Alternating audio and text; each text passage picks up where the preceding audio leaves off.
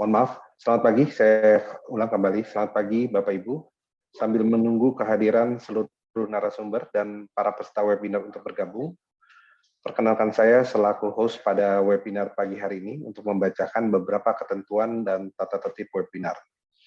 Disampaikan bahwa webinar Senior Health and Wellness Expo pagi ini merupakan edisi kelima, di mana pada webinar Senior Health and Wellness Expo edisi sebelumnya telah diangkat topik-topik menarik dan relevan, serta yang banyak dialami para lansia kita, antara lain mengenai sindrom kerapuhan, malnutrisi, osteoporosis, dan diabetes. Jika Bapak Ibu ada yang belum sempat mengikuti webinar sebelumnya dan tertarik untuk mendapatkan informasi, silakan mengunjungi kanal YouTube kami di Media Arta Sentosa. Pada penyelenggaraan webinar Senior Health and Wellness Expo edisi kelima hari ini, Sabtu tanggal 13 Maret 2021, kami mengangkat tema mengenai risiko penyakit jantung koroner pada lansia, di mana berdasarkan data WHO, penyakit jantung koroner merupakan salah satu penyakit tidak menular penyebab kematian tertinggi di dunia. Sedangkan di Indonesia sendiri, lebih dari 2 juta orang terkena penyakit jantung koroner di tahun 2013. Dan angka tersebut terus bertambah seiring dengan gaya hidup dan pola makan masyarakat modern. Penyakit jantung koroner lebih sering terjadi pada usia rentang pralansia berkisar 45 sampai 54 tahun. Kiranya nanti para narasumber kita akan mengupas dan menyampaikan mengenai apa itu penyakit jantung koroner, tanda-tandanya, pencegahan dan pengobatannya, dan pada akhir acara nantinya akan dibuka sesi tanya-jawab, di mana tentunya diharapkan dengan mengetahui penyakit jantung koroner terlebih dini, akan membantu meningkatkan kualitas lansia kita khususnya, agar tetap mandiri dan produktif di usia emasnya. Kami berharap Bapak Ibu peserta webinar pada pagi hari ini, baik yang telah memasuki masa lansia, keluarga yang memiliki lansia, para perawat atau yang merawat, dan sering berinteraksi dengan lansia, dan kita semua yang cepat atau lambat akan menuju menjadi lansia, mendapatkan manfaat dan informasi agar dapat hidup sehat, bahagia, dan mandiri di usia lansia nantinya. Perkenalkan kami untuk menyampaikan ketentuan dan tata tertib webinar pagi ini sebagai berikut agar dapat berjalan lancar dan tertib. Mikrofon untuk mengurangi noise dan interupsi, maka mikrofon akan dinonaktifkan dan dikontrol pihak penyelenggara, serta hanya dapat digunakan oleh narasumber, moderator, dan tim teknis penyelenggara. Webcam, selama kegiatan webinar berlangsung, webcam juga akan dinonaktifkan. Mohon perhatiannya bahwa webinar ini akan didokumentasikan dan direkam. Mohon segala komunikasi disampaikan dengan sopan. Rekaman akan ditayangkan melalui YouTube Media Arta Sentosa. Silakan subscribe, like, dan share agar rekan-rekan yang belum dapat bergabung pada pagi ini dapat turut menikmati nantinya. Sesi tanya-jawab Q&A akan dilakukan setelah seluruh narasumber menyampaikan materi paparannya, di mana akan dibuka sesi Q&A. Mohon mengirimkan pertanyaan melalui kolom Q&A via Q&A room dan bukan melalui kolom chat atau WhatsApp. Setiap pertanyaan dilakukan dengan cara ketik pertanyaan diawali dengan hashtag nama narasumber _ pertanyaan _ nama penanya. Contoh, hashtag Dr. Ronald _ pertanyaan _ Teddy. Penyelenggara hanya akan memilih pertanyaan yang dianggap dapat mewakili pertanyaan lainnya. Mengingat keterbatasan waktu, maka jumlah pertanyaan juga akan dibatasi. Pertanyaan akan dijawab langsung oleh narasumber yang bersangkutan secara verbal, maka mohon menggunakan bahasa yang jelas dan lugas agar mudah dipahami. Exit plan. Kendala teknis, jika ada masalah internet pada moderator, maka peran moderator akan diambil alih oleh tim teknis penyelenggara. Jika ada kendala teknis pada salah satu narasumber yang akan atau sedang membawakan materi, maka otomatis slot akan dialihkan kepada narasumber berikutnya sampai sambungan kembali normal. Jika terjadi downtime pada internet tim teknis penyelenggara, maka mohon semua diminta bersabar dan tenang untuk melakukan pengumuman langkah berikutnya atau akan dijadwal ulang.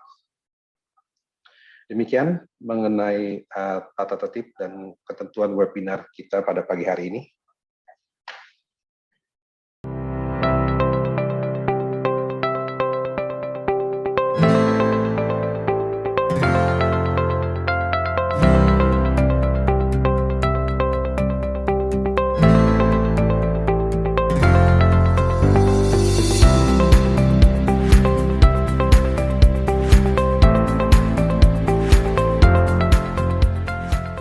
Selamat pagi Bapak Ibu, narasumber, moderator, dan peserta webinar sekalian.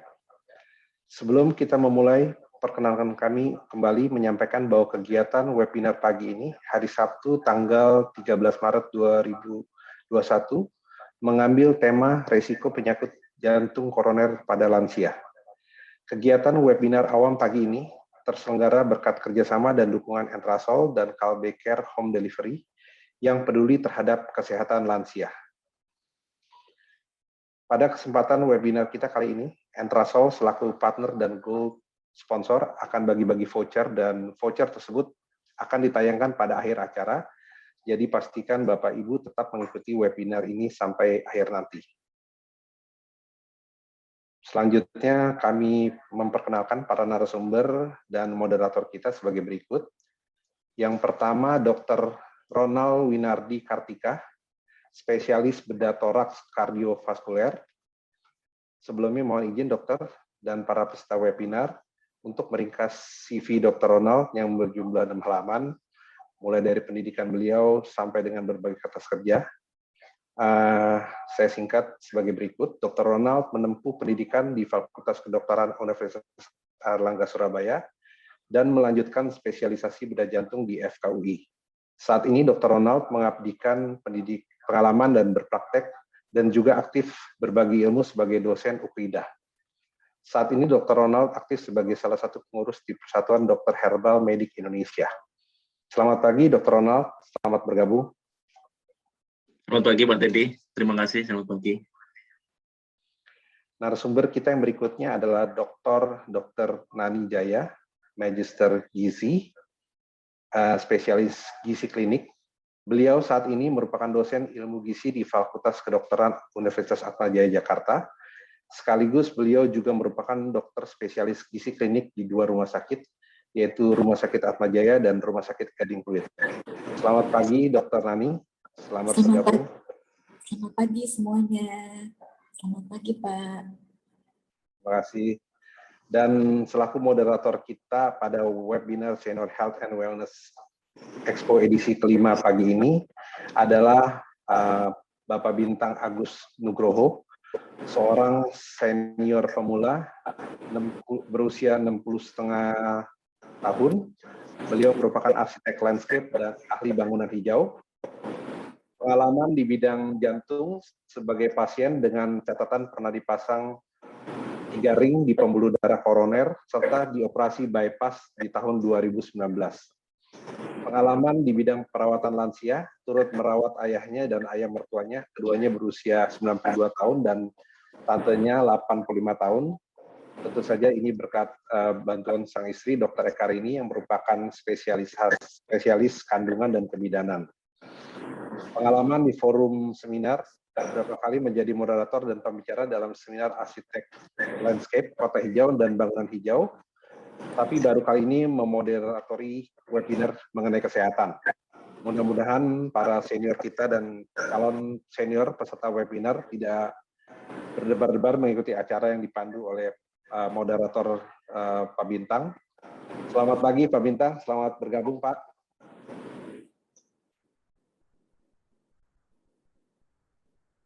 Dan saya sendiri, Teddy Halim, yang menjadi host Bapak Ibu sekalian pada acara webinar pagi hari ini. Untuk mempersingkat waktu, mari kita memulai webinar kita.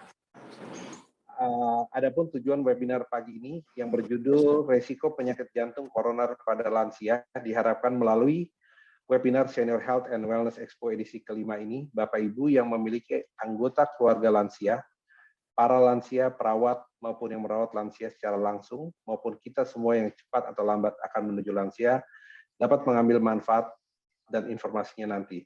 Di mana merupakan harapan kita semua bahwa menjadi lansia tidak menghalangi seseorang untuk tetap hidup bahagia, sehat dan produktif, serta mandiri dalam menjalankan kesehariannya.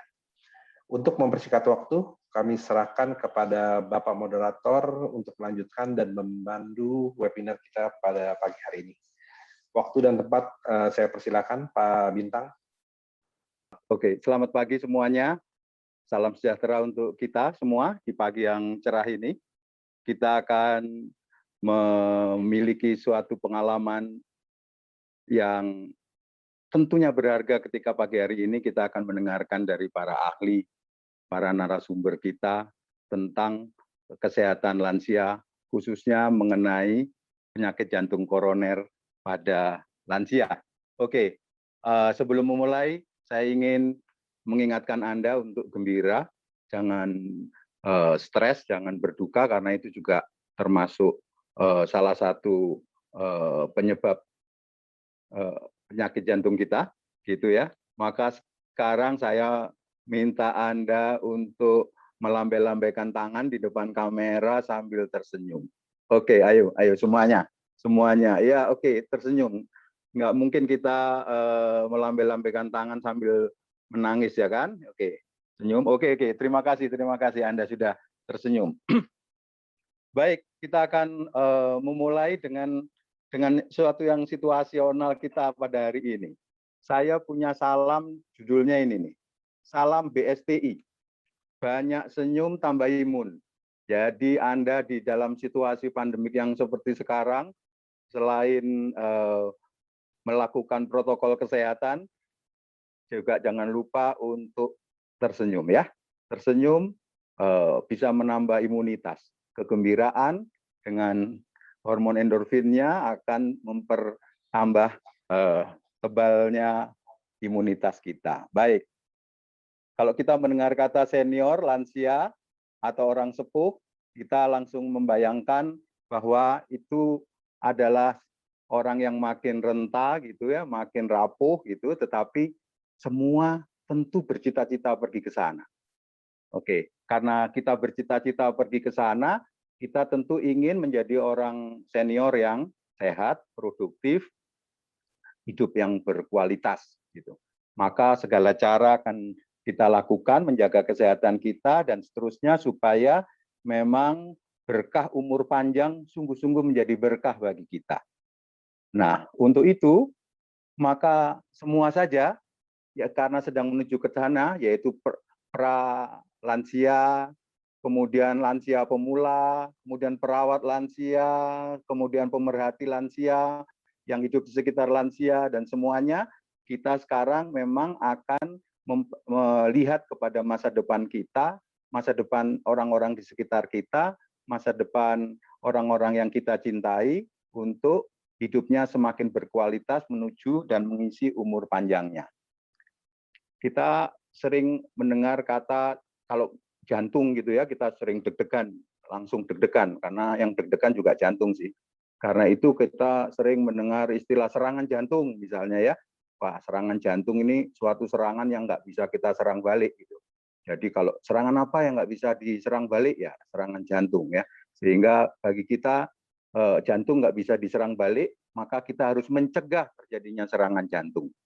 Jantung koroner, di mana pembuluh darah yang menuju ke jantung kita mengalami hambatan, itu harus dicegah terjadinya hambatan supaya tidak terjadi serangan jantung itu, misalnya gitu.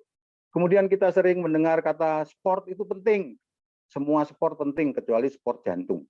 Karena sport jantung itu memberi tekanan kepada jantung kita untuk bekerja lebih keras sehingga kita tidak akan lebih sehat dengan satu sport ini ya. Jadi sport yang lain boleh tapi jangan biasakan sport jantung. Dengan demikian kita juga perlu menghindari stres. Stres itu tidak baik untuk jantung kita. Hari ini kita akan mendengarkan paparan-paparan yang sangat penting bagi kita karena kalau kita tahu kalau kita supaya sehat itu ada 4 hal sekurang-kurangnya yang harus kita lakukan. Yang nomor 1 perilaku. Nah, nanti kita akan mendengarkan bagaimana perilaku supaya kita sehat khususnya dari masalah-masalah jantung koroner. Bagaimana perilaku kita?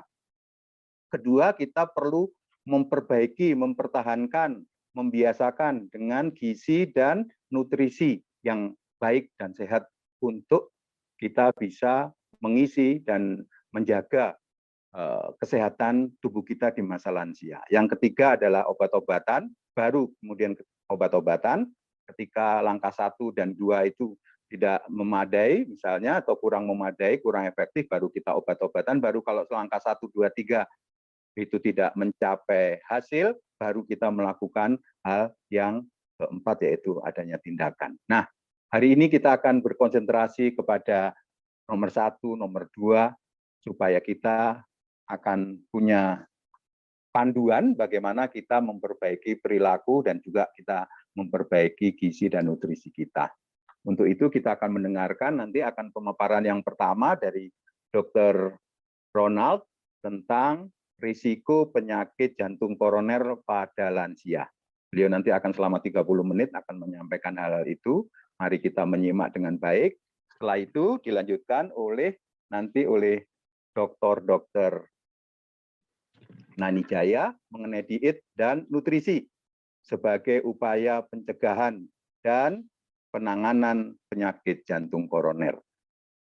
Saya kira ini suatu menu yang lengkap bagi kita mendengarkan pemaparan di pagi hari ini. Semoga semuanya bisa mendapatkan hasil yang terbaik supaya hidup lansia kita, hidup orang-orang lansia di sekitar kita, dan yang kita cintai, semuanya akan menjadi terjaga dan berkualitas. Baik, selamat menyimak supaya kita memang benar-benar bisa mendapatkan pengayaan, pengalaman, dan pengetahuan, serta bisa melakukan praktek sebagaimana dianjurkan oleh para ahli ini. Demikian, saya kira kita akan mulai sekarang selama 30 menit ke depan. Dr. Ronald akan menyampaikan paparannya. Dr. Ronald, waktu Anda. Silakan, Dok. Risiko penyakit jantung koroner atau disingkat penyakit jantung koroner PJK pada lansia. Slide next. Tolong next slide. Jadi definisi usia lanjut itu adalah usia yang di atas 60 tahun. Tapi kita di atas 45 sudah pralansia, jadi sudah menjelang lansia. Jadi kita pasti akan melewati hal tersebut dan akan mengalami risiko yang lebih tinggi bila kita usia lebih dari 70 tahun. Next. Ini adalah gambar jantung manusia. Jantung manusia itu sangat kecil, sebesar kepalan tangan, tetapi fungsinya dia memompa seluruh darah ke jantung, ke seluruh tubuh kita. Next. Dan jantung normal jantung kita ada 4 ruangan, yaitu 2 serambi dan 2 bilik. Jadi serambi itu ada kanan dan kiri, di mana yang kanan darah vena atau darah kotor, dan yang kiri adalah darah bersih atau darah arteri. Next. Ini adalah penyakit-penyakit pada lansia. Walaupun jantung masih di nomor 5, tetapi ada hipertensi yang berkaitan dengan jantung, dan ini merupakan penyakit yang banyak dijumpai pada lansia. Terutama umur 40, kita sudah mulai banyak menderita hipertensi. Next. Jadi ini adalah penyakit yang umum pada lansia. Yang pertama adalah aterosklerosis yang menyebabkan hipertensi, kemudian penyakit jantung koroner, gangguan irama jantung, gagal jantung, dan penyakit jantung katup. Next. Aterosklerosis yaitu pembuluh darah yang banyak di seluruh tubuh kita yang terjadi karena tumpukan plak. Next. Jadi ini adalah pembuluh darah kita yang bersih yang saat kita lahir, kemudian sampai timbulnya plak. Next. Kemudian yang kedua adalah gangguan irama jantung. Gangguan irama jantung ini biasanya ada yang kita sebut dengan bradikardi, bila denyutnya sangat lambat, kurang dari 60 kali, tetapi lebih dari 100 kali juga sangat tidak baik.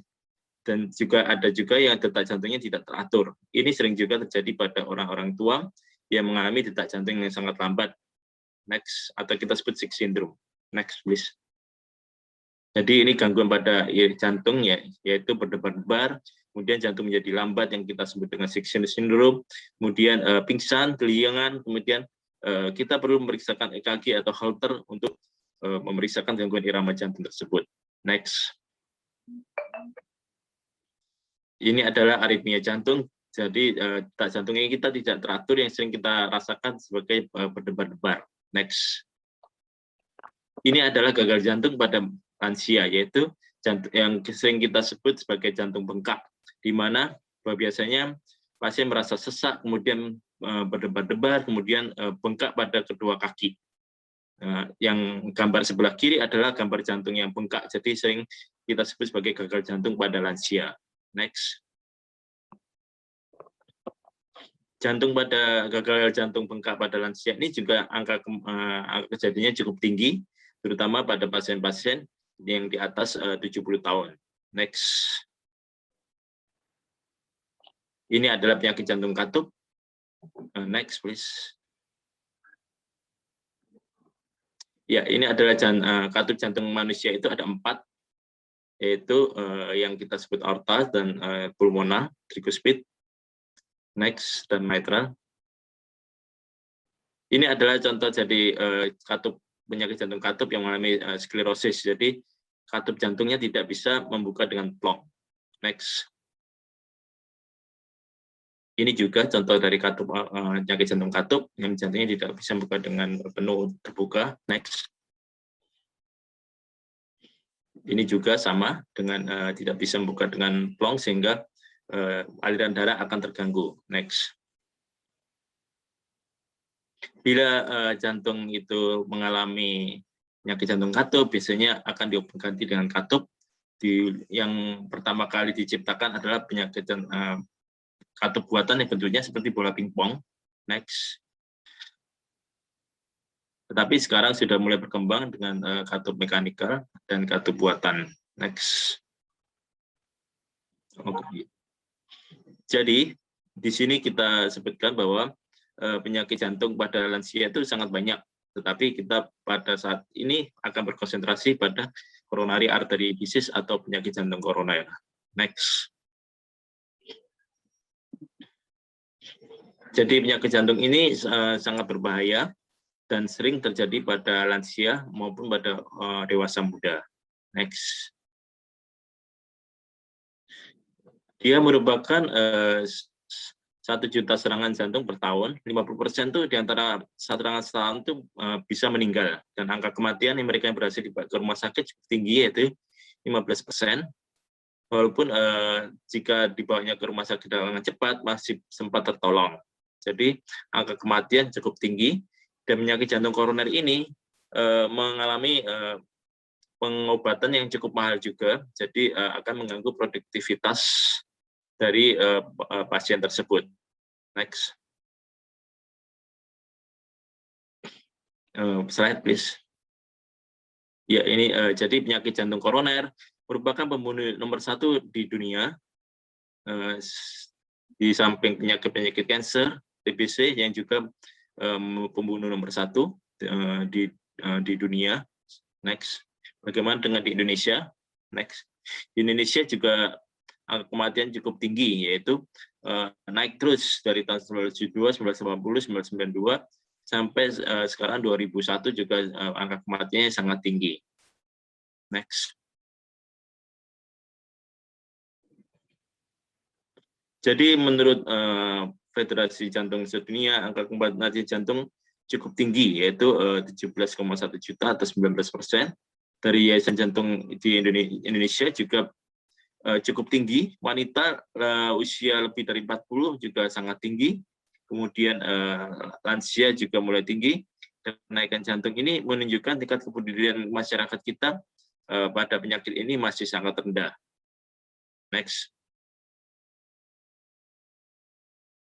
Jadi fakta tentang jantung, walaupun jantung itu kecil, tapi fungsinya sangat banyak. Dia bisa berdenyut 70 kali 1 menit.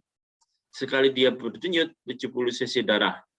Kemudian dalam 24 jam 5 liter. Kemudian dia 70 cc darah itu akan mengalirkan darah ke dalam pembuluh darah yang panjangnya 100.000 kilometer. Jadi sangat panjang pembuluh darah manusia itu.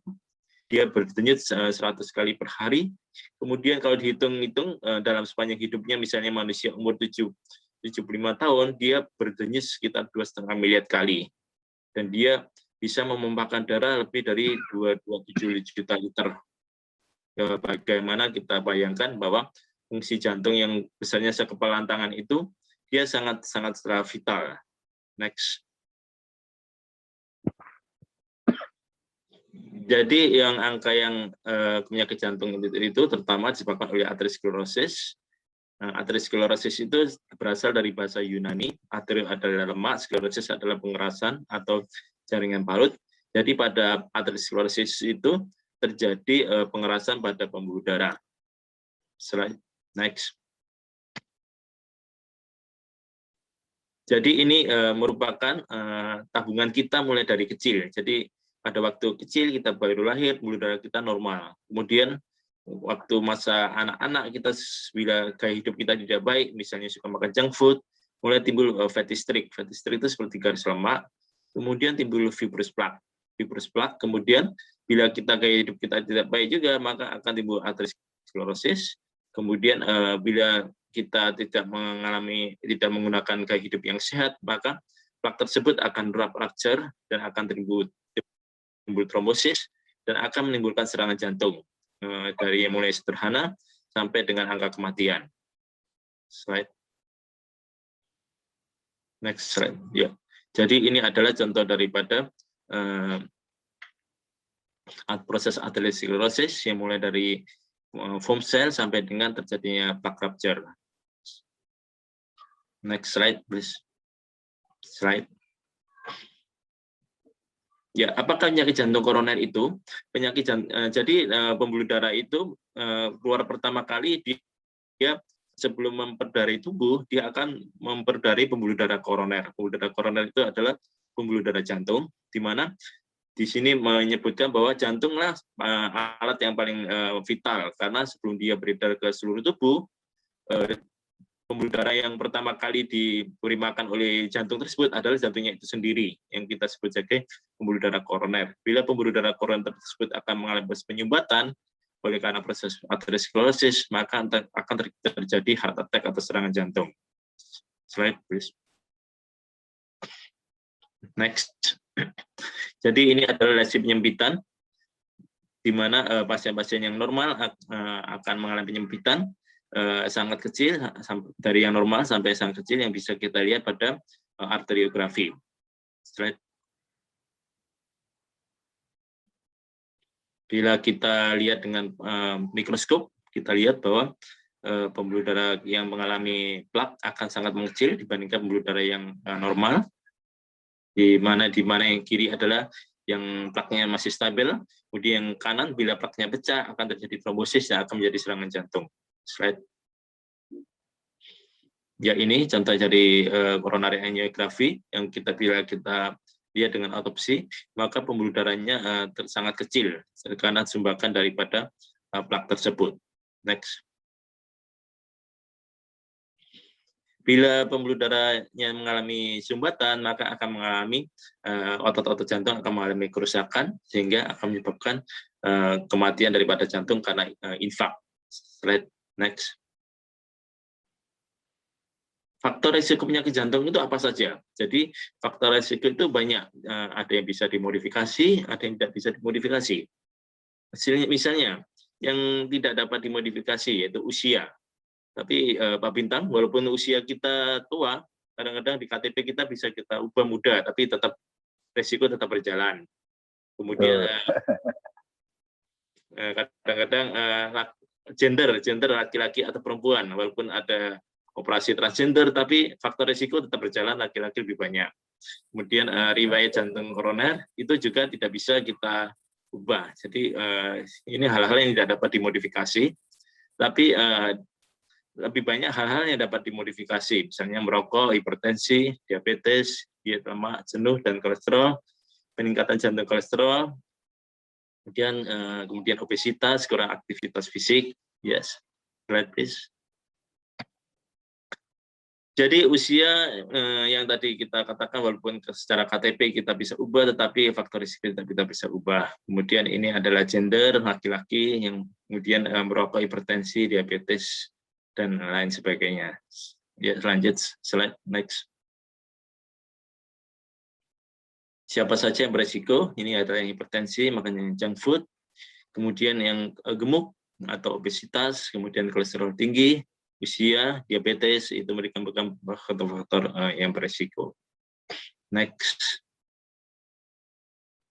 Jadi semua faktor-faktor risiko tersebut akan berujung pada aterosklerosis, sehingga karena aterosklerosis akan menjadi sumbatan daripada penyakit jantung tersebut. Next. Jadi hindari tidak merokok, kurangi kelebihan berat badan, makan yang tidak berlebihan, olahraga teratur, istirahat cukup, kontrol kolesterol dan tekanan darah, gula darah, sering melakukan kontrol kesehatan bila mempunyai faktor risiko. Next.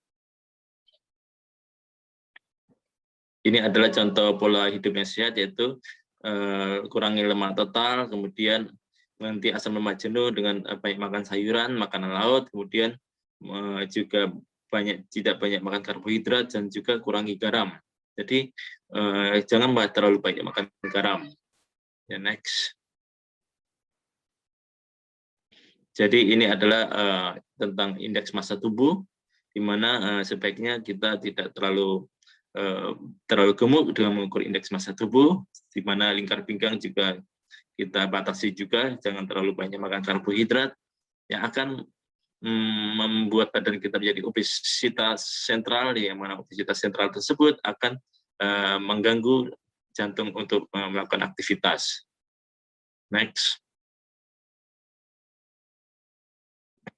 Slide please. Juga kontrol tekanan darah. Tekanan darah sebaiknya kurang dari 140/90, kemudian juga kontrol dari kadar kolesterol darah kurang dari 190, juga dari LDL. Untuk LDL ini adalah lemak yang bagus, jadi makin tinggi dia makin bagus.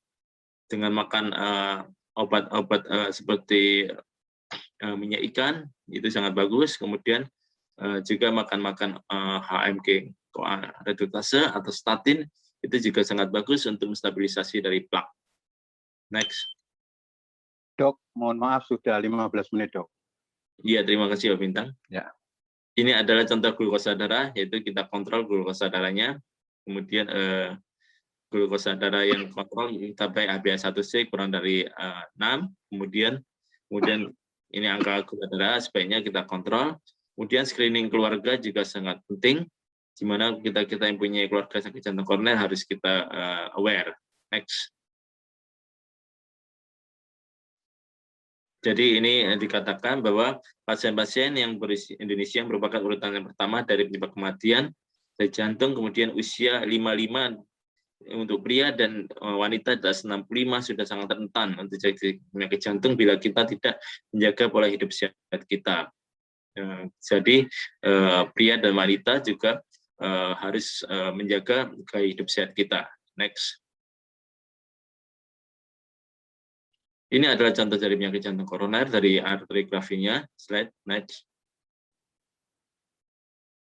Ya, pembuluh darah jantung kita itu ada 2, ada 3. Yang kanan 1, yang kiri bercabang jadi 2. Yang ini merupakan pembuluh darah yang vital, yaitu pembuluh darah utama. Next. Jadi serangan jantung itu sering terjadi pada pagi hari, yaitu pukul 4-10. Kenapa? Karena pada saat bangun pagi, tubuh kita mulai bangun. Jadi adrenalin kita sudah mulai tinggi, dan pada saat itu juga maka kerja jantung kita menjadi sangat berat, dan biasanya sering terjadi plak yang pecah dan menimbulkan serangan jantung yang sering terjadi pada pagi hari. Slide next. Jadi mulai yang tidak ada gejala, kemudian nyeri dada sebelah kiri yang menjalar ke dada kiri, tangan kiri, kemudian sesak napas, perasaan jantung tidak teratur, kemudian yang bisa berakibat menjadi mati mendadak. Next. Ada yang angina klasik, ada juga angina yang non klasik. Angina klasik itu biasanya menjalar ke leher, kemudian keringat, berdebar-debar, mual, tapi yang tidak klasik itu tidak khas gejalanya, itu hanya sesak nafas, kemudian nyeri di ulu hati. Next. Jadi lokasi yang khas itu yaitu di tulang dada, di dada sebelah kiri. Lokasinya seperti ditekan, tapi kita tidak tahu di bagaimana, pokoknya di belakang sternal, jadi sulit ditunjuk. Dia menjalar, kemudian dikatakan juga keringat dingin dan sesak nafas. Next. Ya, ini adalah contoh-contoh penjalarannya dari yang ulu hati sampai ke leher, sampai lengan kiri, sampai tembus ke belakang. Next. Ini adalah macam-macam pengobatannya dari obat sampai dengan operasi. Next. Jadi ini adalah yang dengan obat, kemudian dengan stent. ada yang operasi. Next.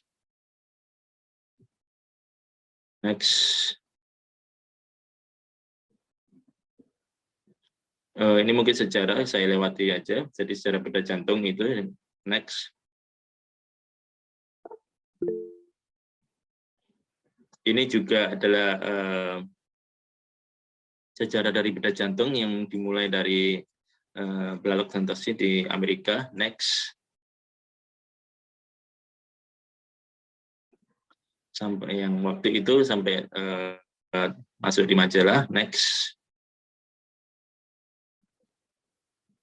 Ini adalah mulai bapak dari bedah jantung. Next. Ya, ini sejarah mesin jantung manusia. Jadi dulu waktu operasi jantung manusia itu rame-rame kita potong, kemudian ke dalam air dingin, kemudian jantungnya berhenti, lalu kita operasi cepat-cepat, kemudian kita dinginkan lagi dan jantung berdenyut kembali. Next. Ini di sejarah ditemukannya mesin jantung. Next. Sebelum ditemukan mesin jantung, biasanya anak dihubungkan dengan pembuluh darah ibunya, kemudian selama dihubungkan pembuluh darah ibunya, jantungnya dioperasi. Next. Dan ditemukan mesin jantung, sejak itu mulai alat mesin jantung. Next. Yang mulainya sangat besar sehingga berakhir dengan sangat kecil. Next. Ya, ini mesin jantung yang kecil. Next. Ini digunakan. Operasi jantung bisa dengan mesin jantung ataupun tanpa mesin jantung. Next. Ini operasi jantung tertutup tanpa mesin. Next. Operasi terbuka. Next. Ya, ini operasi bypass yang dilakukan pada pembuluh penyakit jantung koroner. Next. Ini adalah sejarah pada jantung koroner yang ditemukan di Cape Town, Afrika Selatan. Next. Kemudian indikasinya bedah jantung. Ini adalah beberapa indikasi yang biasanya kita lakukan stent yang tidak berhasil, dan pasien koroner kita lakukan berrehabilitasi jantung koroner. Next. Konduit biasanya bisa dari kaki. Next. Ataupun bisa dari pembuluh darah dada. Next. Ya, ini beberapa konduitnya. Next. Next slide, please. Ya, ini dari dada. Next slide. Next. Next slide, please. Ya, ini jantungnya. Next. Ini adalah yang mesin seperti Bill Clinton. Next. Next. Jadi Bill Clinton itu operasi dengan off pump, jadi jantungnya tetap berdenyut. Next. Ini yang minimal invasif. Next. Jadi stent atau operasi atau obat itu ditanyakan kepada pasien apa yang datang ke kita, mau obat atau stent atau operasi. Next. Jadi pasien-pasien yang dengan komorbid yang berat, misalnya pembuluh darah jantung utama, kemudian diabetes, dan lebih dari pembuluh darah yang terkena, sebaiknya dilakukan operasi. Tetapi bila hanya satu, mungkin bisa dilakukan dengan stent. Next. Ya, ini yang diabetes lebih bagus dilakukan pada operasi. Next. Ini jantungnya tidak jantung sehat. Next. Next. Jadi pencegahan jantung itu batasi makanan lemak, kolesterol, konsumsi makanan sehat, lakukan aktivitas fisik, kurangi garam. Walaupun garam kalau kita ke laut banyak garam, itu bagus, tapi untuk kalau ke laut kita akan refreshing, jadi meningkatkan imun. Tapi kalau kita banyak makan garam, akan sehat, jadi menyebabkan hipertensi dan menyebabkan serangan jantung. Jadi kontrol hipertensi. Next. Next. Next. Next. Ya, ini adalah tekanan darah kita yang optimal. Jadi yang bagus adalah kurang dari 120/80. Next. Ini adalah gula darah, juga kita sebaiknya kita cek gula darah kita secara teratur bagi mereka yang punya faktor resiko. Next. Juga kolesterol kita cek juga secara teratur. Next. Indeks massa tubuh yang saya sebutkan yaitu berat badan dibagi tinggi badan kuadrat. Jadi sebaiknya kita kalau dikurangi itu kurang dari 18,5 untuk Indonesia. Kalau lebih dari 20 itu sudah kita katakan kegemukan. Next. Lakukan juga olahraga, jaga kesehatan, kemudian istirahat cukup. Next. 5 menit lagi, Dok. Terima kasih. Jadi ini cerdik. Cerdik itu sebenarnya ada singkatan. C-nya yang pertama adalah cek kesehatan secara berkala. E-nya apa? Hinakan asap rokok. Kemudian R-nya apa? Rajin aktivitas fisik. D-nya apa? Diet sehat dan seimbang. I-nya apa? Istirahat cukup. Dan K-nya apa? Kelola stres. Slide next. Jadi ini cerdik, tetap usahakan lakukan aktivitas fisik 90 menit sampai 150 menit. Jadi kalau kita rata-rata sehari sebaiknya kita lakukan 30 menit dalam 5 hari. Sabtu Minggu soalnya libur, jadi bisa beristirahat. Slide next. Ini hal yang sederhana, jadi berat badan, kemudian kurangi konsumsi garam, kemudian lakukan aktivitas dan merokok yang tadi kita cerdik. Next. Jadi tips hidup sehat adalah pilih makanan yang sehat, hindari makanan yang mengandung garam, kemudian hindari makanan yang mengandung alkohol, kemudian juga banyak olahraga. Next. Juga kelola stres, kemudian berpikir positif, kemudian ibadah, olahraga. Next. Kemudian tetap aktif, jangan merokok, kurang banyak konsumsi makanan ikan, itu sangat bagus. Kemudian kurangi konsumsi asam lemak jenuh. Kemudian atur berat badan, ya, IMT kita, lingkar pinggang kita harus kita atur. Next. Nah, ini adalah contoh senam jantung yang sehat. Jadi kita senam setiap waktu. Kalau ada waktu mungkin kita harus melakukan senam untuk para jantung lansia. Next. Jadi ini adalah contoh gerakan dari senam jantung sehat kita. Next. Ya, ini adalah pola makan yang sehat. Jadi makan yang sehat tersebut yaitu makanan yang tinggi kalori. Tetapi jangan terlalu tinggi, kalau terlalu tinggi menyebabkan obesitas. Kemudian makan tinggi lemak. Kalau makan tinggi lemak akan menyebabkan diabetes mellitus dan hiperlipidemia. Makan tinggi garam. Makan tinggi garam maka akan menyebabkan hipertensi. Kemudian makan rendah serat. Makan rendah serat juga tidak bagus. Kenapa tidak bagus? Karena akan menyebabkan kanker usus. Kemudian makan kurang kalsium. Kalau makan kurang kalsium, kita menjadi osteoporosis. Dan kita akan tulang kita menjadi rapuh. Kemudian gunakan jangan makan banyak bahan pengawet, karena bahan pengawet tersebut banyak mengandung radikal bebas. Jadi yang kita harus lakukan yaitu yang tadi cerdik. C-nya yang pertama adalah cek kesehatan secara berkala. E-nya adalah hinakan asap rokok. R-nya adalah rajin aktivitas fisik. D-nya diet sehat dan seimbang, istirahat cukup. Dan K-nya adalah kelola stres. Jadi cerdik itu harus kita benar. Ya, ini slide terakhir saya. Next. Next slide, please. Ya, jadi walaupun kita sebagai orang tua, jadi pesan saya adalah Kita harus cerdik, yaitu cek secara berkala, hanyakkan asam rokok, rajin aktivitas fisik dengan diet secara teratur, diet sehat dan seimbang, kemudian istirahat cukup, dan kelola stres. Jadi walaupun masa-masa COVID ini, kita harus stres, kita harus mengelola stres.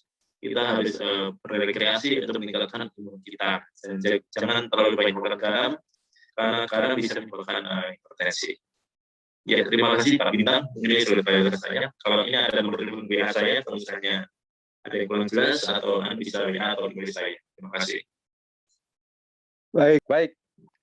Sekarang kita berlanjut kepada yang kedua adalah Dr. Nani tentang nutrisi tepat. Tidak berpanjang-panjang kata lagi, beliau akan menyampaikan paparannya.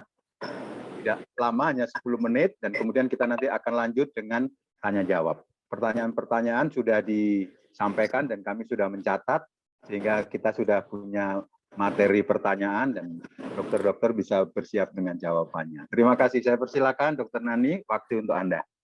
Ya, terima kasih Pak Bintang. Selamat pagi Bapak Ibu peserta webinar yang saya cintai. Bersama-sama saya mengucapkan banyak terima kasih kepada KB Nutrition and Trasol atas kesempatan yang diberikan. Baiklah Bapak Ibu semuanya, kita semua akan memasuki masa lansia. Ya, tentunya kita harus memahami perubahan-perubahan apa sih yang terjadi pada masa lansia itu, agar kita dapat menyikapinya dan bagaimana kita tetap berkualitas di masa lansia. Ya, oleh sebab itu, saya akan berbagi materi.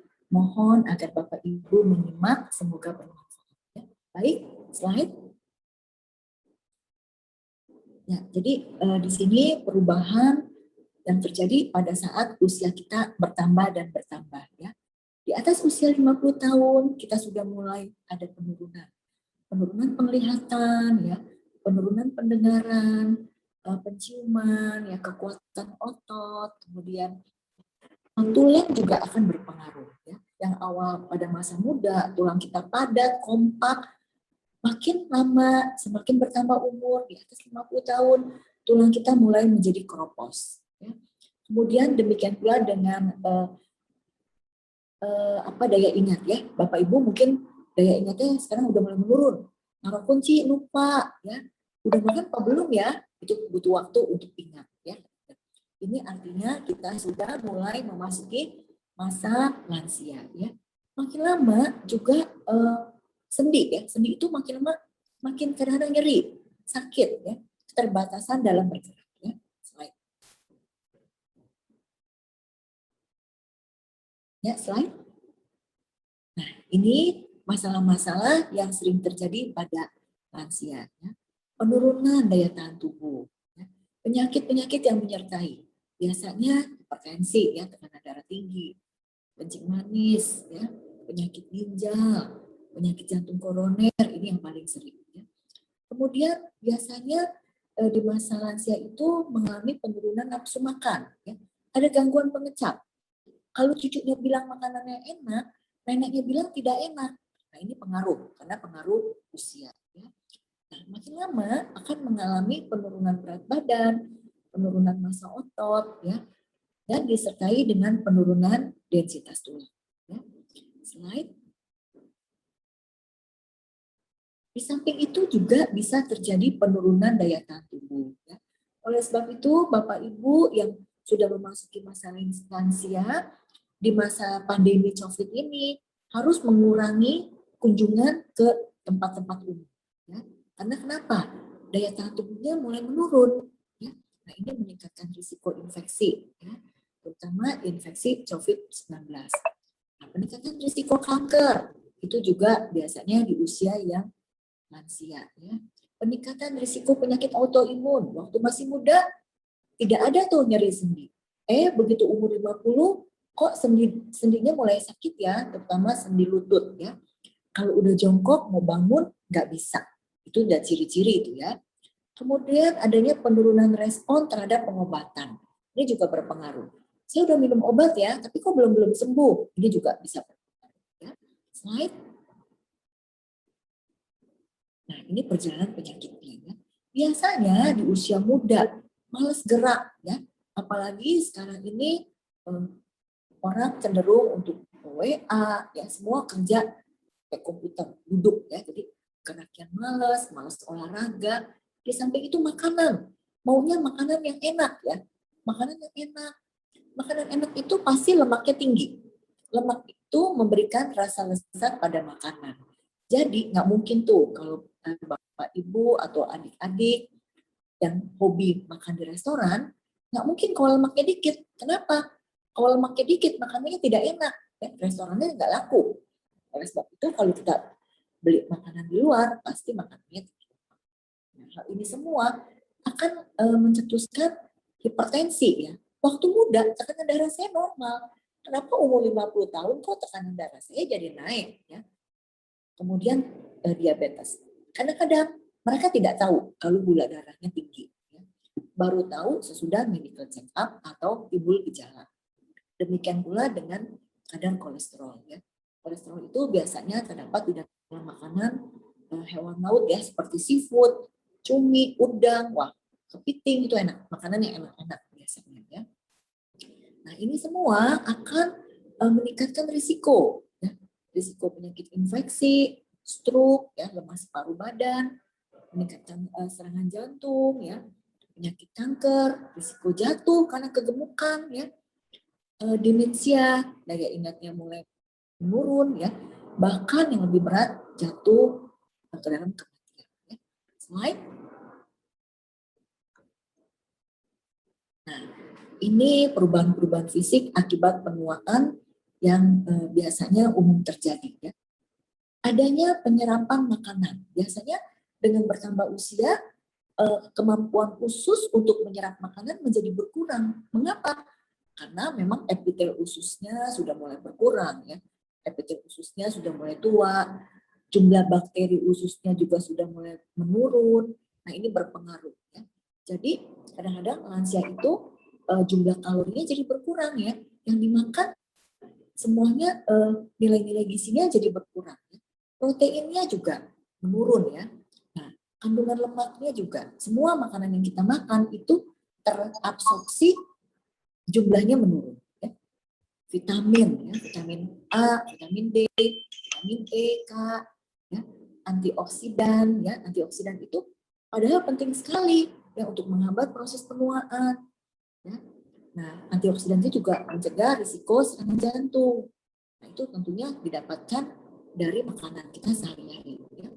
Nah, vitamin Dokter B. Hani, mohon Ya. maaf dok, Ya. tinggal 4 menit lagi dok. Oh, baik. Ya, Vitamin ya, B dok. juga ini penting. Baik Pak Bintang, cepat-cepat ya. Vitamin B ini penting sekali ya untuk metabolisme tubuh. Kalau kekurangan vitamin B, maka Bapak Ibu akan cepat capek ya, kesemutan, cepat capek. Nah, ini salah satu penyebabnya. Yang mineral tadi sudah disampaikan sama Dr. Roma ya. Kalsium ini penting ya. Kalsium, zinc, ya, kalium. Kalau kekurangan gimana? Kalau kekurangan rambut kita rontok ya. Kalium ini nggak boleh kurang karena akan mempengaruhi denyut jantung ya. Magnesium ini juga penting ya. Kalau kekurangan magnesium apa dampaknya? Kaku ya, kram ya. Kekurangan kalsium magnesium itu kram. Ya. Zat besi ini juga berpengaruh. Bakteri usus juga berpengaruh. Kalau jumlahnya menurun, maka lansia itu akan menjadi sembelit. BAB-nya susah ya, karena kurang bakteri. Baik ya. Slide. Ya, ini dampak dari malnutrisi. Ya, dampak berbagai penyakit karena kekurangan kalori dan sejumlah zat nutrisi yang diperlukan. Ya, slide. Ya, sarkopeni. Sarkopeni ini adalah berkurangnya massa otot dan kekuatan otot.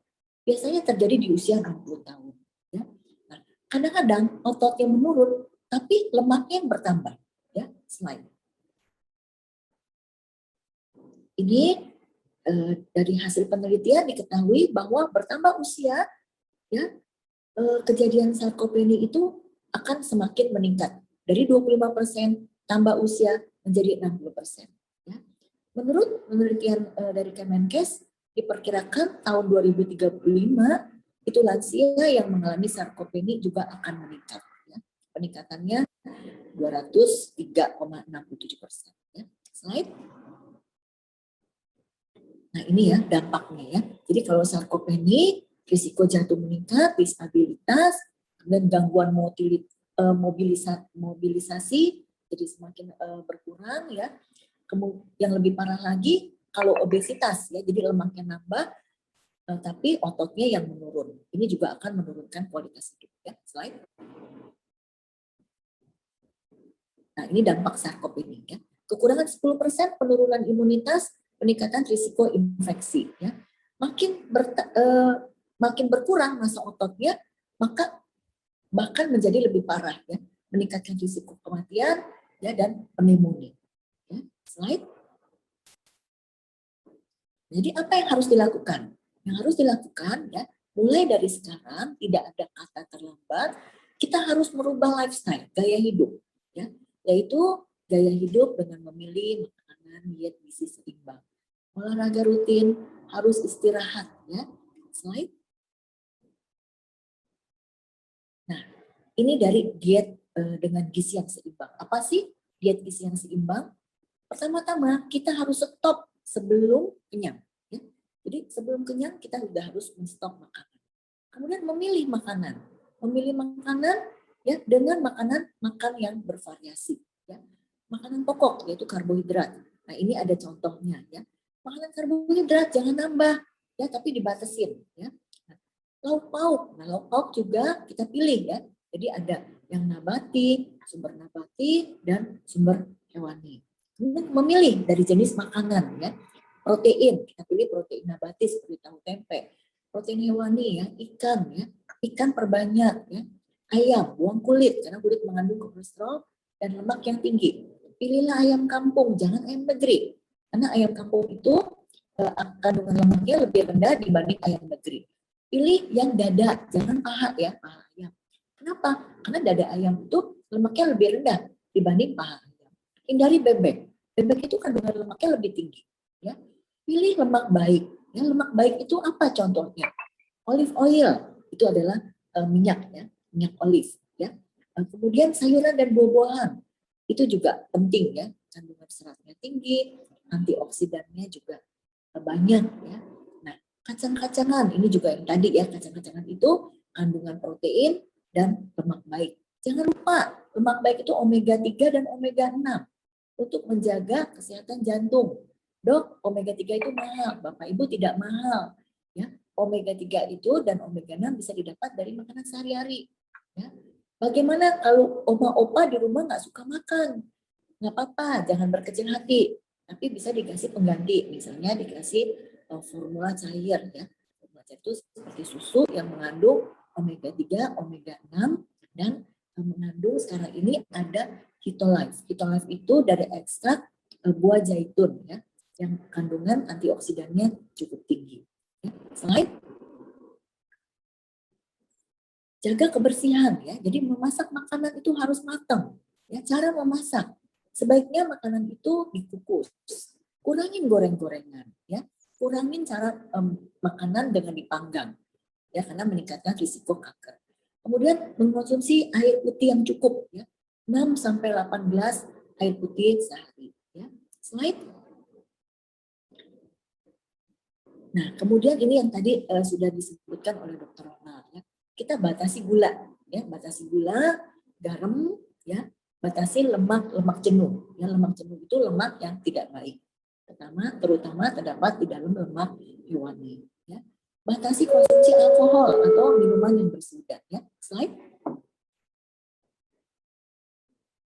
Nah, kemudian protein, ini protein dibutuhkan oleh tubuh untuk membentuk daya tahan tubuh ya. Sel-sel imunitas tubuh didapat dari protein.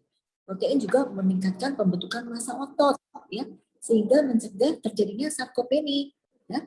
Oke, slide. Nah, kalsium ini juga mineral yang dibutuhkan ya.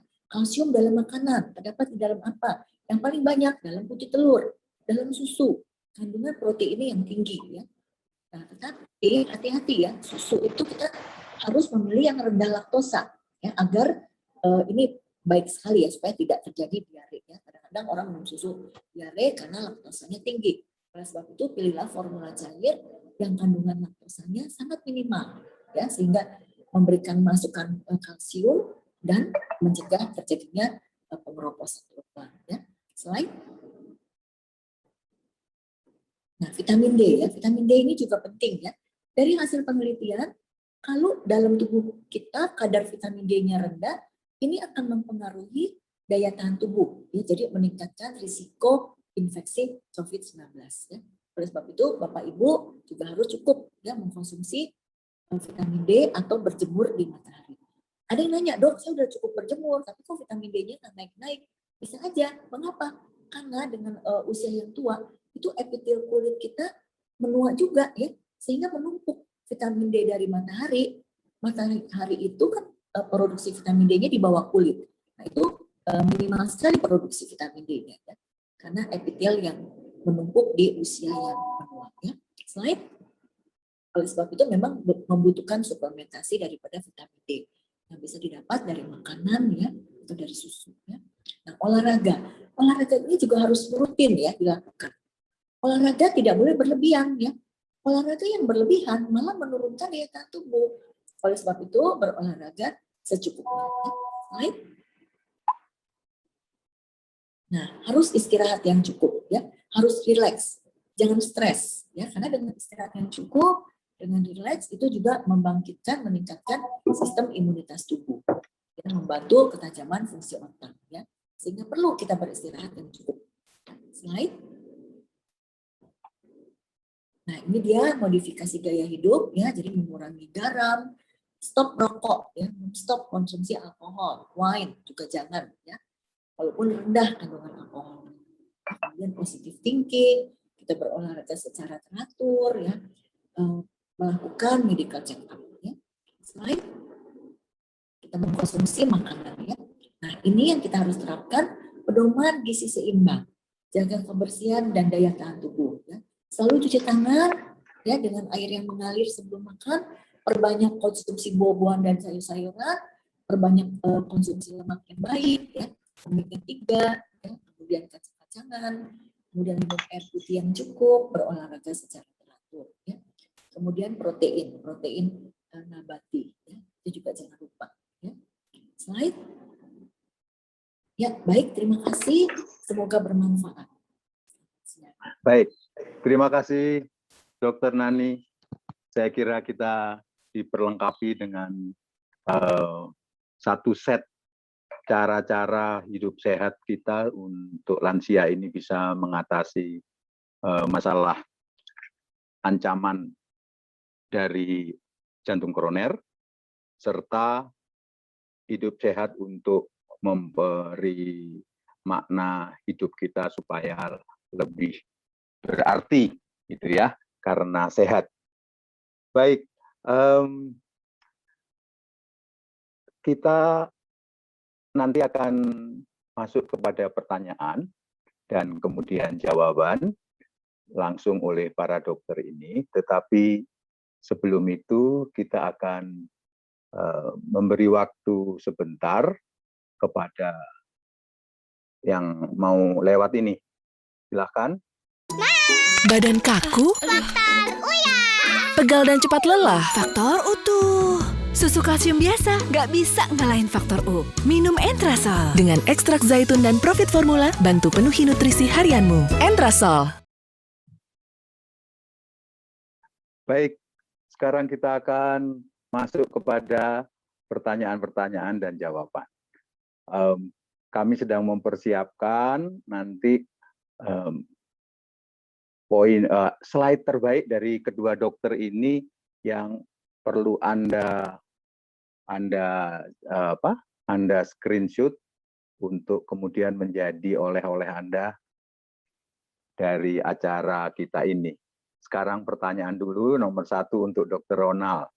Olahraga yang aman dilakukan untuk lansia dengan PJK, dok, itu apa? Dengan apa olahraganya? Kemudian apakah aman vaksin COVID untuk lansia dengan PJK? Silakan, dok. Dr. Ronald. Ya, terima kasih Pak pertanyaannya. Dengan suara saya. Jelas, Dok. Jadi olahraga itu sangat baik untuk pasien-pasien, semua pasien ya. Kenapa olahraga perlu? Karena dia itu menguatkan otot jantung. Kemudian olahraga itu juga bisa mengontrol gula darah kita, tekanan darah kita. Yang penting juga olahraga itu juga akan mengurangi stres. Karena dari olahraga kita akan happy jika akan mengurangi stres. Kemudian jenis olahraga apa yang bagus untuk kita hitung? Yang pertama itu olahraga yang tidak memacu jantung secara tiba-tiba. Jadi misalnya kita lari sprint, itu kan tiba-tiba jantung kita berdenyut dengan cepat, sehingga pasien yang punya risiko penyakit jantung bisa kena serangan jantung.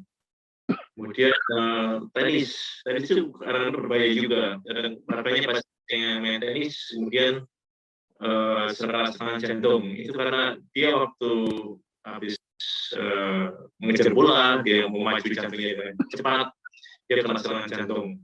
Jadi olahraga apa yang aman yaitu olahraga yang mereka punya risiko jantung, mereka olahraga yang tidak memacu jantung secara berlebihan seperti jalan kaki, jogging itu juga bagus. Kemudian yoga, kemudian tai chi itu juga bagus untuk para lansia. Kemudian berenang, tapi berenang yang tidak sprint, berenang yang santai itu juga bagus. Itu juga bagus karena tidak menabrak badan tubuh. Kemudian bersepeda yang tidak sprint juga bagus karena dia tidak menahan berat badan tubuh. Jadi intinya olahraga yang bagus untuk jantung itu adalah olahraga yang tidak memacu jantung secara tiba-tiba. Dan harus teratur. Kemudian untuk vaksin COVID, jadi rekomendasi dari Perhimpunan Dokter Indonesia, pasien yang mereka yang mengalami saat datang ke tempat vaksin mengalami hipertensi akut dengan tensi lebih dari 190, sebaiknya dikontrol dulu tekanan darahnya. Kemudian pasien-pasien yang habis PCI atau stent atau operasi jantung, bila sudah 3 bulan itu sudah tidak ada gejala, dikatakan layak aman terus dilakukan vaksin. Jadi mereka yang tidak dalam serangan jantung boleh dilakukan vaksin COVID, karena resiko menderita COVID lebih besar daripada kita tidak divaksin. Jadi ini mereka yang punya sakit jantung boleh divaksin, tetapi saat datang ke tempat vaksin harus terkontrol. Misalnya dia tidak dalam keadaan hipertensi akut, kemudian kadar gula darahnya juga harus terkontrol, kemudian stabil setelah dilakukan stent atau bypass dalam 3 bulan, kemudian naik tangga tidak sesak. Bagaimana yang mereka telah dilakukan pacemaker, apakah boleh dilakukan vaksin? Jadi pada lagu mereka dilakukan ECG jika teratur, maka itu boleh divaksin. Terima kasih, Pak. Baik, Dok. Semoga jelas bagi para lansia yang mau divaksin, kalau mereka punya jantung koroner, riwayat jantung koroner, saya kira syarat-syarat tadi perlu dipenuhi, dan itu akan dicek nanti oleh petugas vaksinasi. Kalau memang tidak memenuhi syarat, pasti akan diminta untuk melakukan exercise dulu supaya bisa sampai memenuhi syarat. Baik, pertanyaan kedua juga kepada Dr. Ronald. Tekanan darah saya 180/100, kolesterol total 260, dan asam urat 8,5. Apakah saya termasuk memiliki faktor risiko akan penyakit jantung koroner? Bagaimana cara menurunkan tekanan darah, kolesterol, dan asam urat saya supaya tidak terkena serangan jantung atau jantung koroner? Itu pertanyaan untuk Dr. Ronald dari Bapak Hermawan Sudarsono. Saya mohon izin untuk membacakan pertanyaan berikutnya untuk Dr. Nani. Dokter Nani, saya penderita diabetes sudah 18 tahun.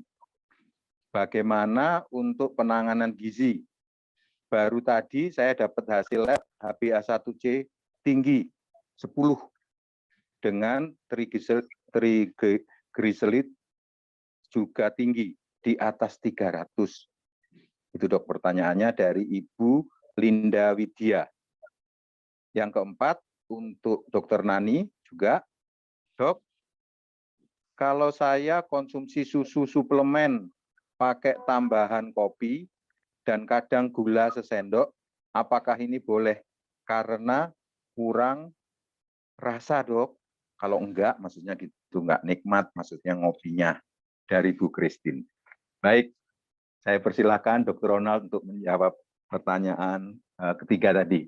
Dr. Nani bisa bersiap untuk pertanyaan jawaban yang berikutnya. Iya, terima kasih Pak. Jadi untuk Pak, terima kasih pertanyaan pada Pak Muhammad Sudarsono. Jadi Pak Sudarsono ini punya faktor risiko yang cukup tinggi ya. Yang pertama tensi 180/100 itu melebihi batas normal, normalnya di 180. Kemudian kolesterol total 260, ini juga cukup tinggi, normalnya di bawah 200. Kemudian asam urat 8,5, ini juga cukup tinggi, normalnya di bawah 6. Jadi Bapak kalau tidak dijaga lifestyle-nya memiliki faktor risiko untuk penyakit jantung koroner. Lalu masih ada faktor-faktor lain seperti faktor keturunan, obesitas, itu juga menjadi faktor. Jadi saran saya, kontrol degup jantung, kemudian tekanan darah juga harus dikontrol, kemudian kolesterol juga jangan makan banyak makanan yang lemah jenuh, kemudian asam urat juga jangan banyak makan pink. Jadi harus dijaga makanannya dan juga istirahat olahraga dan istirahat teratur. Jadi dengan cerdik yang tadi loh. Ya, terima kasih. Ya, Pak Hermawan, ini memang kalau hanya kalau Anda kontrol ke dokter jantung, Anda punya kesempatan diperiksa pakai BPJS. Karena BPJS berlaku tidak bisa atas permintaan, tapi memang harus ada indikasinya.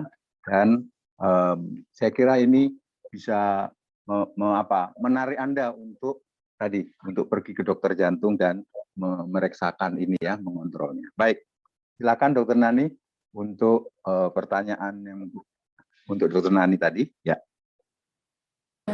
Ya, terima kasih Pak Bintang. Pertanyaan Ibu Linda yang penderita diabetes sudah 18 tahun. Bagaimana untuk penanganan gizinya ya? Kemudian HbA1c-nya Ibu Linda 10, triglyceridnya 300. Wah, ini Ibu Linda kelihatan nih. Kalau Ibu Linda itu olahraganya kurang, ya. Kemudian juga Ibu harus mengurangi karbohidrat, ya. Mengurangi nasi, kentang, bakmi, bihun, itu semua harus dikurangi. Ya. Konsumsinya jangan berlebihan, artinya cukup setengah piring saja, atau bahkan sepertiga piring. Kemudian harus berolahraga, supaya triglyceridnya juga menurun. Ya. Kemudian ya kalau minuman manis udah nggak boleh Ibu Linda, sama sekali udah harus di stop ya.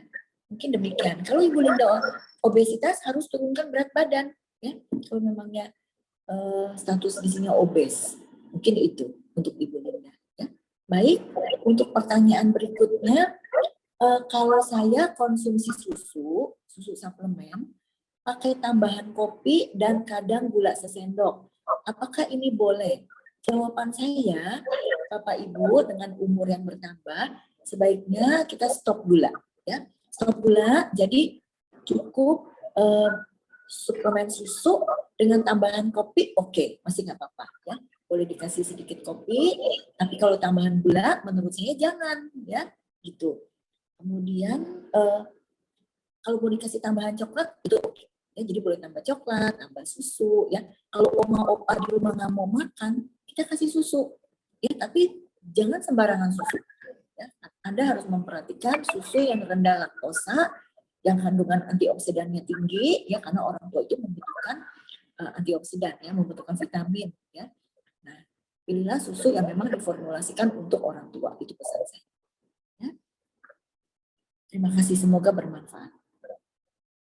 Dok, tapi minum kopi bagaimana dok? Pendapat dokter untuk lansia dok? Untuk lansia minum kopi boleh, tapi harus dicampur dengan susu. Ya, kenapa? Karena kandungan kopi itu mengandung kafein. Kafein itu menghambat penyerapan kalsium, takutnya tulangnya lama-lama jadi keropos. Oleh sebab itu harus diimbangi dengan susu. Yang paling tepat kalau minum kopi harus dengan susu. Tapi Siap. sekali lagi susunya jangan sembarangan susu supaya tidak diare. Ya, harus susu khusus untuk orang tua, untuk lansia. Baik jelas, dok. Pak Bintang. Terima kasih dok. Terima kasih. Baik. Sekarang ke Dokter Ronald lagi 2 pertanyaan dok.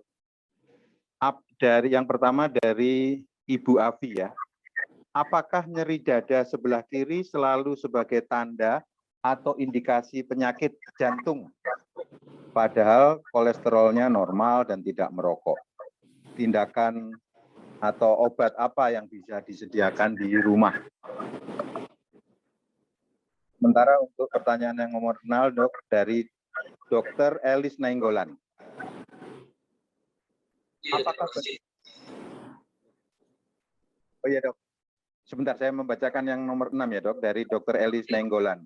Apakah benar pasien dengan stent justru memperbesar risiko sumbatan dengan serangan jantung? Saya pakai 2, artinya sudah 2 stent. Sehingga banyak pasien saya rujuk untuk cath lab malah mundur. Nah, ya dok, dari sejawat dokter dok. Silakan Dr. Ronald. Iya, terima kasih pertanyaannya. Jadi penyebab nyeri dada selain jantung itu ada 4. Yang pertama itu gangguan otot dan tulang.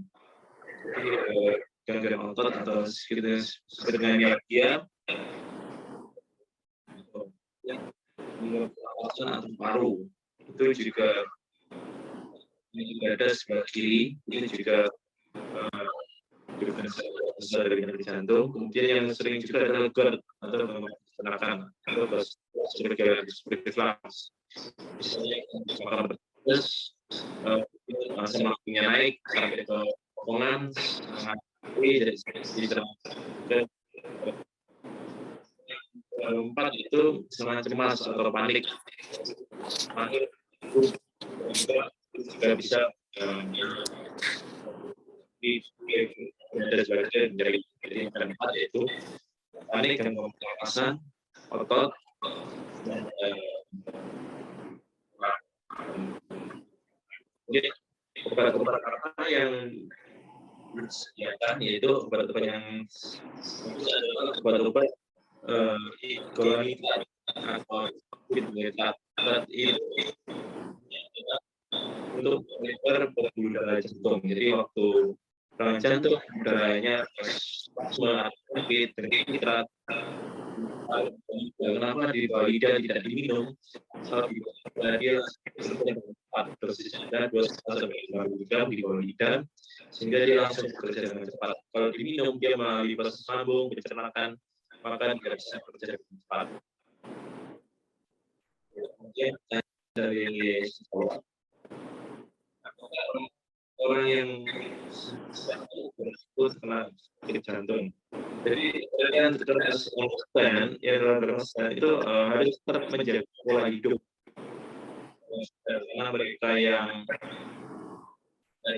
itu maka akan terjadi stenosis di tempat stent itu sendiri atau bahkan di tempat yang lain. Jadi stent tapi pertambahan yang rumah akan menjadi banyak mereka yang takut di koroniografi untuk dilakukan operasi, tapi operasi yang secara operasi sudah aman karena sudah dikembangkan dengan teknik dengan invasi dan insisi kecil ataupun dengan operasi tanpa mesin.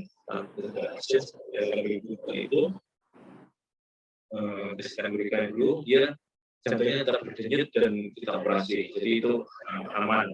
Jadi yang penting kalau di stent jagalah tetap pola hidup yang sehat. Terima kasih Pak. Ya, baik.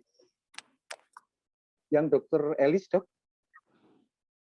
Ya, Dr. Aris yang tadi itu Pak, Ya, baik. pertanyaan apa yang sedang mereka yang penyakit stent itu ada risiko misalkan serangan jantung ulang, jawabnya ada karena mereka stent nanti lagi sehat tetap akan mungkin tersebar kembali di tempat stent itu sendiri atau di tempat yang lain.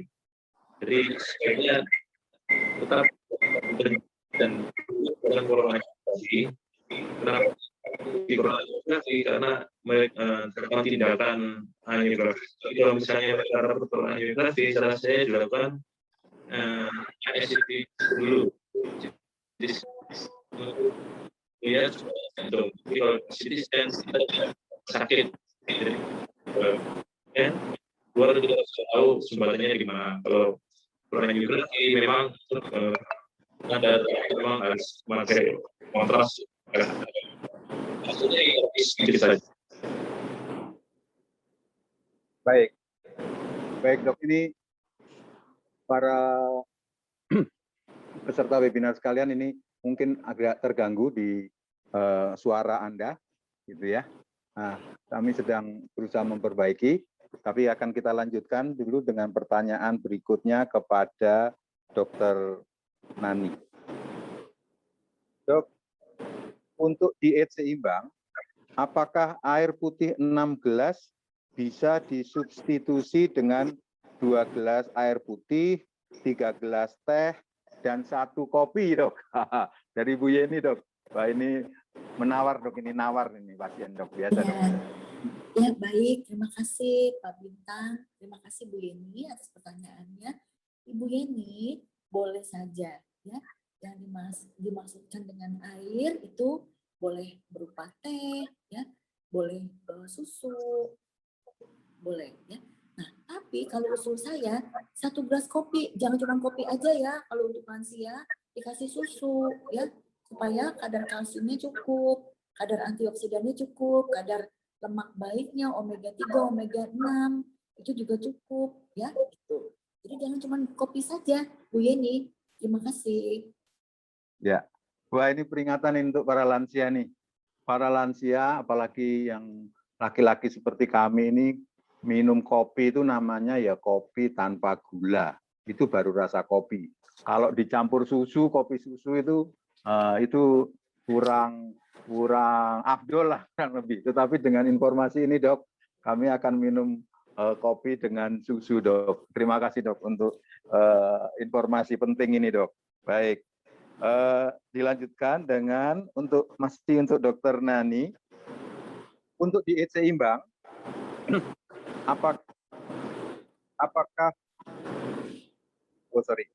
saya seorang vegetarian, Dok. Apakah memasuki masa lansia pola makan vegetarian tanpa daging, telur, susu dapat memenuhi kebutuhan nutrisi saya? Wah, bagus nih. Dan apakah suplemen makanan seperti susu ini vegan friendly, Dok? Jadi, Bu Helena ya. Baik, terima kasih Ibu Helena, terima kasih Pak Bintang. Bapak Ibu, memang ini pertanyaan yang sangat bagus ya. Kalau memang menjalani diet vegetarian untuk agama, yang dimana hewani itu benar-benar tidak boleh, ya memang apa boleh buat ya. Tetapi kalau usul saya, vegetarian itu disubstitusi dengan susu. Karena biasanya mereka yang menjalani diet vegetarian murni, artinya yang benar-benar tidak konsumsi daging, tidak konsumsi telur, itu biasanya terdapat defisiensi vitamin B12. Ya, oleh sebab itu sebaiknya disubstitusi dengan susu ya. Jadi itu untuk menambah kandungan vitamin, menambah kalsiumnya, ya itu dapat dipertimbangkan. Nah, tergantung susunya, Ibu Helena. Ya. Kembali lagi susu apa yang Ibu Helena konsumsi. Tapi kalau menurut saran saya, pilihlah memang konsumsi susu yang diformulasikan untuk lansia. Ya, karena mengapa? Ada kandungan omega 3-nya, omega 6-nya, ada kandungan ketolase-nya. Ya, semuanya untuk menjaga kesehatan jantung. Ya. Nah, itu pesan saya. Ya, terima kasih. Ya, baik, Dok. Terima kasih, Dok. Sangat berharga informasinya atas pertanyaan yang juga Bagus itu. Sekarang ke Dr. Ronald. Kebetulan ayah saya baru kena serangan jantung beberapa minggu yang lalu, sudah dirawat dan sekarang sudah pulang. Saya mau tanyakan, sampai hari ini keluhan beliau sesak napas dan diberikan turbohaler dosis 2 kali sehari, tetapi apabila sesaknya lebih dari 2 kali, apa boleh diberi obat turbohalernya lebih dari 2 kali, Dok? Dari Ibu Hotmaria, apoteker. Terima kasih kayaknya Bu Maria. Jadi inhaler itu adalah suatu jenis inhaler yang bertabung. Biasanya dikuring dan dihisap di dalam mulut. Yang fungsinya untuk membuat pasien DPOK itu produknya menjadi jatuh. Baiknya kalau saran saya tetap mengikuti anjuran dokter, tetap 2 kali menaikkan dosis sebenarnya konsumsi dulu, karena ya salah satu yang samping dari itu adalah tadi atau jantung yang lebih cepat. Nah, jadi jantung yang lebih cepat tersebut, maka jantung bekerja lebih keras dan akan menimbulkan risiko serangan jantung yang lebih tinggi. Belum terobati atau terverifikasi dengan baik. Jadi, saya kalau ingin membuat dosis inhaler, sebenarnya konsumen dulu tetap dulu, karena salah satu efek ini adalah takikardia atau jantung yang lebih cepat. Ya, terima kasih buat Maria. Sekarang kita sampai pada pertanyaan terakhir karena ini jadi semuanya ada 10 pertanyaan karena waktu, ya, karena waktu. Baik, sekarang ini untuk Dokter Nani, berapa banyak jumlah telur ayam termasuk kuningnya yang boleh dikonsumsi, terutama untuk lansia per hari atau per minggu? Dari Bapak Santoso Pranoto. Ya, terima kasih Pak Bintang. Pak Santoso, untuk mengkonsumsi telur utuh ya, kuning dengan putih. Untuk lansia boleh dikonsumsi setiap hari. Ya. 1 sampai 2 butir telur boleh. Ya. Jadi nggak apa-apa, tergantung dari status gizi Bapak. Kalau Bapak tergolong obesitas atau gemuk, sebaiknya konsumsinya putihnya saja ya, telurnya jangan. Karena telur kuning itu kandungan kalorinya besar ya, dia banyak mengandung lemaknya. Tapi kalau memangnya berat badan Bapak normal atau malah cenderung kurang, malnutrisi, tidak masalah. Boleh mengkonsumsi tentu 2 butir per hari, nggak masalah. Ya. Tapi sebaiknya telur itu benar-benar direbus matang, ya, jangan setengah matang. Kenapa? Untuk menghindari risiko infeksi. Apalagi di saat-saat ini ya, masa pandemi. Mungkin pesan saya demikian, semoga bermanfaat. Baik, terima kasih Dr. Ronald dan Dr. Nani untuk jawaban-jawaban yang sudah diberikan atas pertanyaan yang sempat ditayangkan.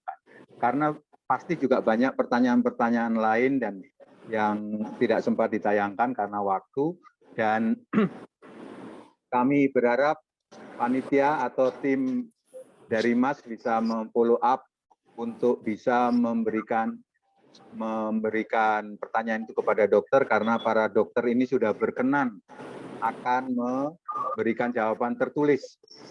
Baik, mudah-mudahan nanti setiap penanya akan mendapatkan jawabannya. Terima kasih Bapak Ibu sekalian. Terima kasih atas kerjasama dan dukungannya pada acara webinar kita, serta kepeduliannya kepada lansia. Seperti tadi yang sudah disampaikan di awal, mari kita bersama-sama kita klaim voucher Entrasol.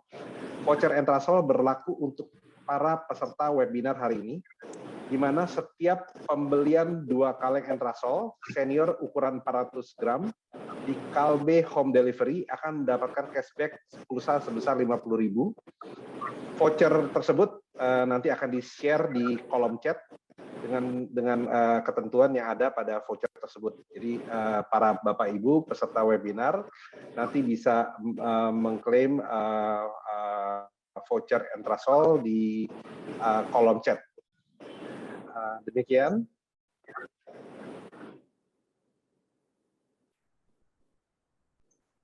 Jadi voucher ini nanti bisa di-share di kolom chat. Dan yang terakhir, saya Teddy Halim, mewakili pihak penyelenggara bersama tim yang bertugas, mohon undur diri. Semoga acara ini memberikan manfaat. Mari kita jaga lansia kita akan tetap bahagia, sehat, dan produktif. Mari kita berikan aplaus sekali lagi kepada para narasumber, moderator, dan partner Senior Health and Wellness Entrasol dan Kalbe Home Delivery, dan para peserta kita yang telah berpartisipasi, meluangkan waktu, dan bersama kita dari awal sampai berakhirnya acara webinar awam kita pada siang hari ini. Selamat siang dan sampai jumpa pada kesempatan lainnya. Jangan lupa selalu menggunakan masker, mencuci tangan, dan menjaga jarak. Stay safe and healthy. Terima kasih kepada Dr. Ronald, Dr. Nani, dan Pak Bintang. Selamat siang semua para peserta webinar. Terima kasih. Sehat selalu.